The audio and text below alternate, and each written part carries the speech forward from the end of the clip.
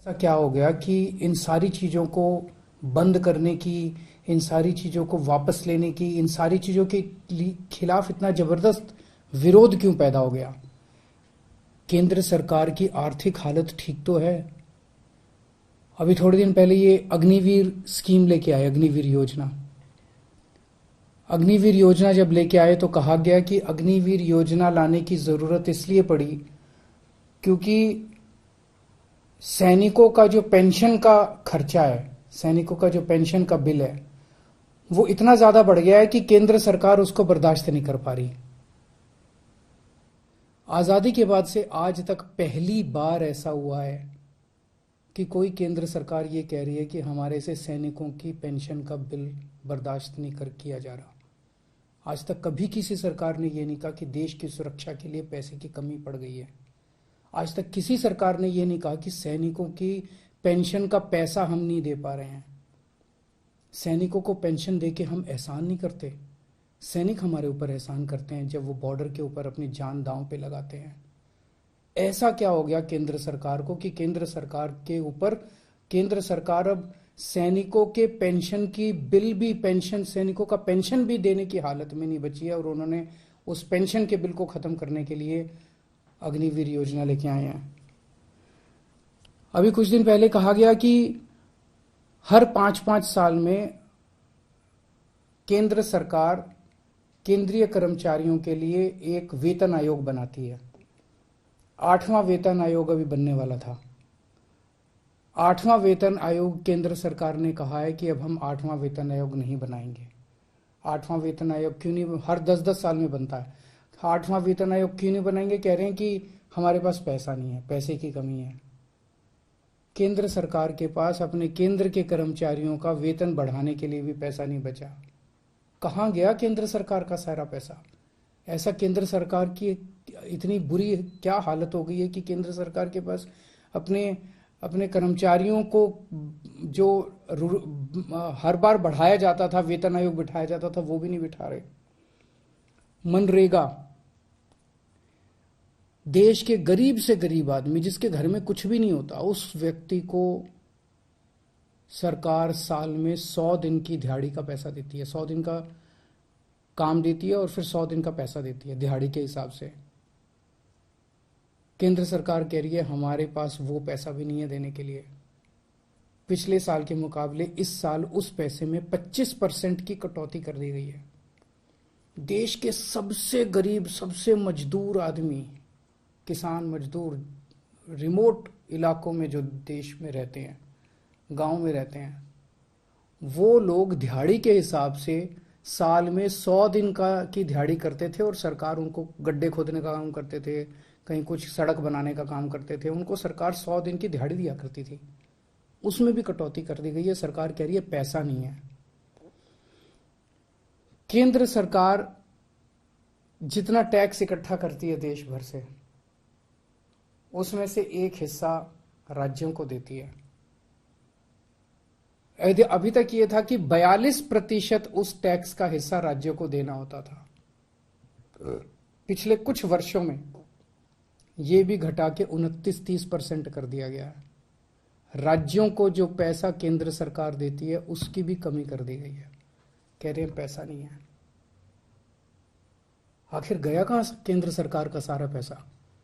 2014 में जितना टैक्स इकट्ठा करती थी केंद्र सरकार, उससे तो दुगना तिगुना टैक्स इकट्ठा हो रहा है आज की डेट में। ये सारा पैसा जा कहां रहा है? आजादी के बाद से आज तक 75 साल मना रहे हैं हम आजादी के। पहली बार एक गरीब आदमी की गेहूं और चावल के ऊपर टैक्स लगाया गया, खाने पीने की चीजों पे टैक्स लगाया गया है। कभी नहीं लगाया, किसी सरकार ने नहीं लगाया। सबसे क्रूर चीज है ये।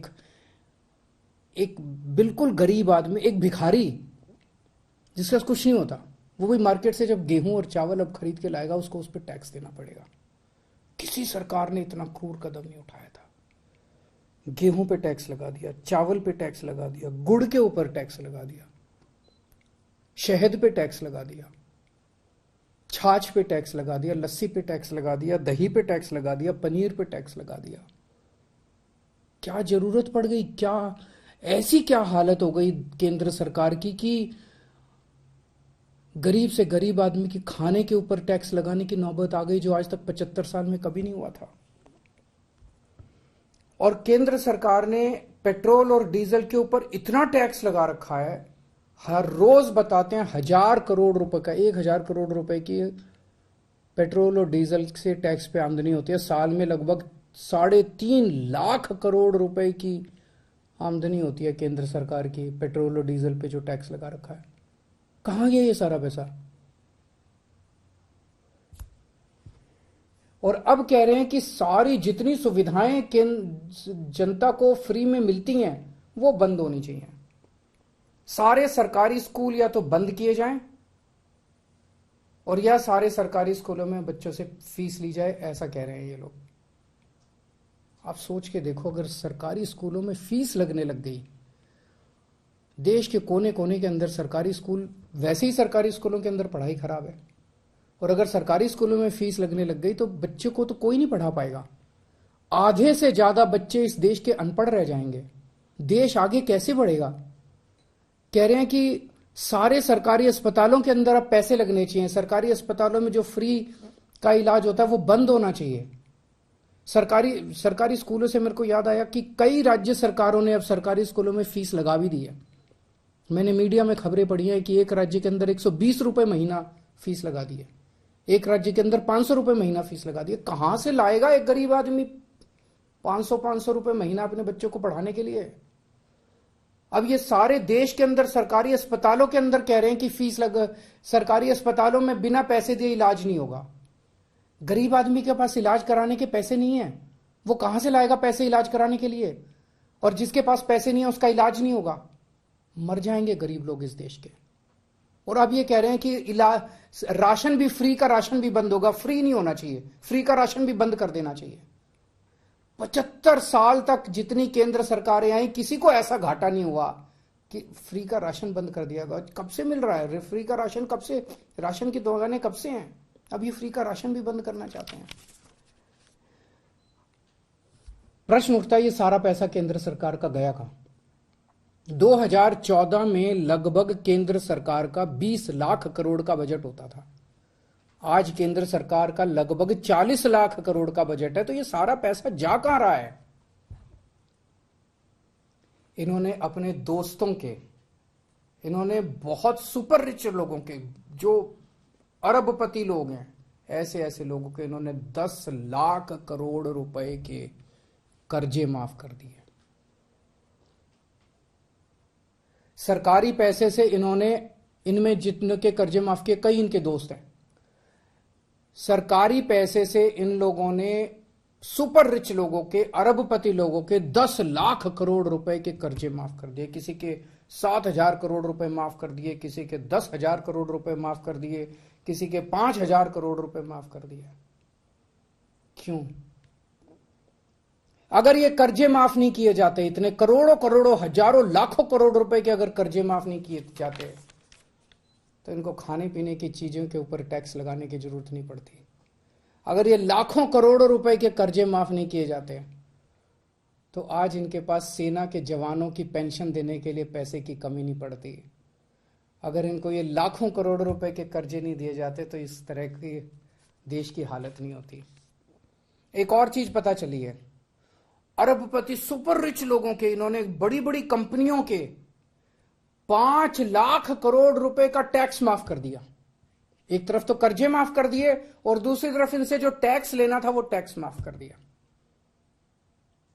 गरीब आदमी पे टैक्स लगा दिया। आपके गेहूं, आपके चावल, आपकी दही, आपकी छाछ, आपकी लस्सी, आपकी गुड़, आपकी शहद के ऊपर टैक्स लगा दिया। बड़े बड़े अमीर लोगों के 5 लाख करोड़ रुपए के, पिछले कुछ सालों में 5 लाख करोड़ रुपए के इन्होंने टैक्स माफ कर दिए। इन्होंने छूट दे दी इनको। इस देश का आम नागरिक आज ठगा हुआ महसूस कर रहा है। इस देश का आम नागरिक आज धोखा महसूस कर रहा है। ऐसे देश आत्मनिर्भर कैसे बनेगा? ऐसे तो अपने देश के युवाओं का और बच्चों का भविष्य अंधकार में है। अगर ये देश कुछ चंद लोगों के लिए चलेगा, अगर सारा सरकारी पैसा कुछ चंद लोगों पे उड़ाया जाएगा, तो देश आगे कैसे बढ़ेगा।